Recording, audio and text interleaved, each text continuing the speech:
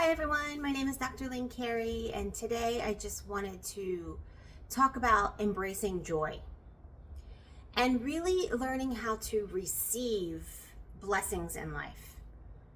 Because I've been on a journey of really blocking joy my whole life. I was raised to learn to work really hard, struggle. I had perfectionist issues because it was never enough. And that was the environment that I felt that I had to create to survive in my family. And it's very hard to tap into sometimes and really understand what's going on with that, because it's like an invisible web that binds you.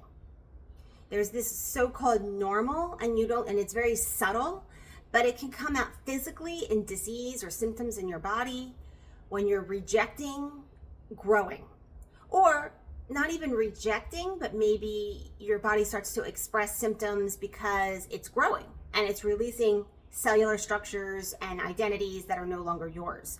So you have to learn to just be calm during that and pay attention and be aware and allow your body to do what it has to do to get you to the next place that it's shifting to, that it's evolving to.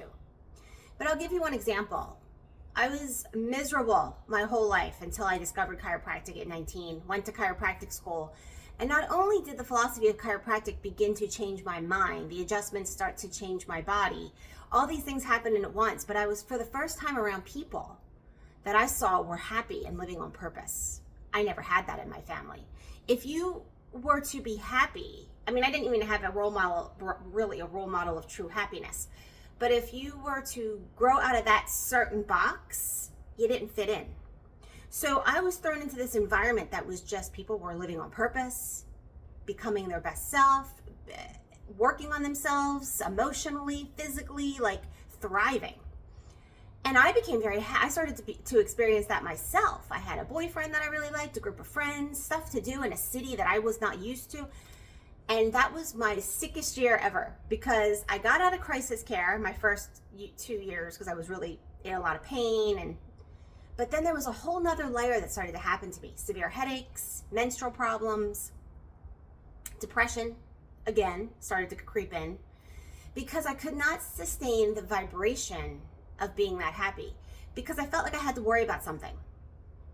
I now know years later, more and other layers have come up in different times of my life. When I had my son, when I moved to Miami, when I took these big changes in my personal life for my own self, I felt like I was betraying my family, betraying my mom. It really wasn't supported. It was always about what they wanted.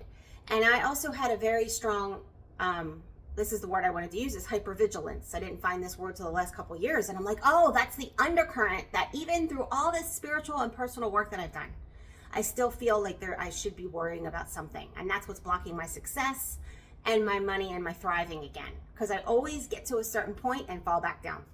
It's very frustrating. But every time I fall down, I get more clarity. And I peel off another layer that I feel so free. Isn't that ironic?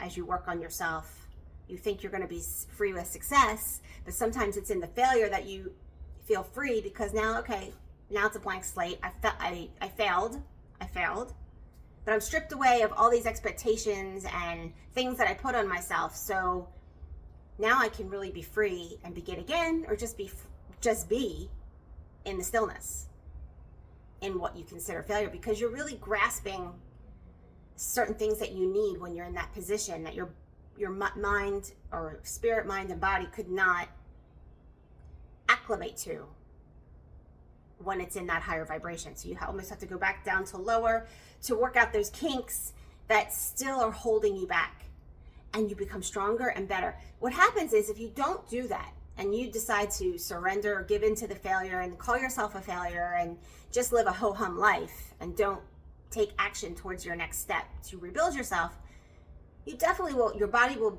start to create a disease state, because we are meant to thrive. So if your body's going to create any disease, it's because you're not following your soul plan. And you're not taking the opportunities to do the work to become aware of those places and those patterns and those belief systems that are holding you back. So fear, obligation, guilt is a huge thing to, and it's very subtle.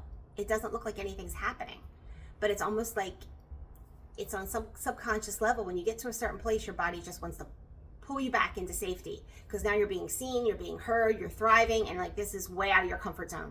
So that's a tricky thing. I think the main thing is just to be aware when it's happening and to stay in calmness and become the observer. I learned that this is the pattern. This is the way to heal anything. If you can just be neutral and observe what you're going through, you will go through it much easier and you'll be able to clear it and replace it with things that will help you. You'll be able to integrate the things, new thought patterns, being free, all these things that you can't integrate while the old stuff's there. Once you clear it, these new thought patterns, new experiences will be able to integrate in your body slowly if you allow them. But it's really just breathing, being aware, becoming the observer, and just staying calm when chaos starts to happen. Because that's you shifting out of the old and into the new. So instead of getting stuck in it, that will help you move through. And that is huge in healing. Huge in healing that many people do not address.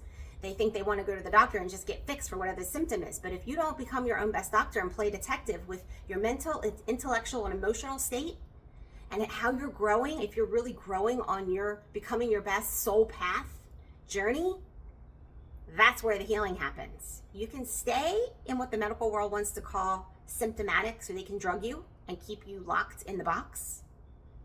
Or you start to take your power back and really integrate you as a person and look at every area of your life: health, wealth, relationships, personal development, purpose, joy, love, self-love. That's true healing, and that it all works together. You cannot block one of those out. They're all integrated. So it's about being aware and present with each step of the way, and that's how you play detective to become your own best doctor. And then you can really start to thrive and embrace the joy and the blessings that life will bestow upon you once you have the room to integrate it and accept it. Thanks for watching.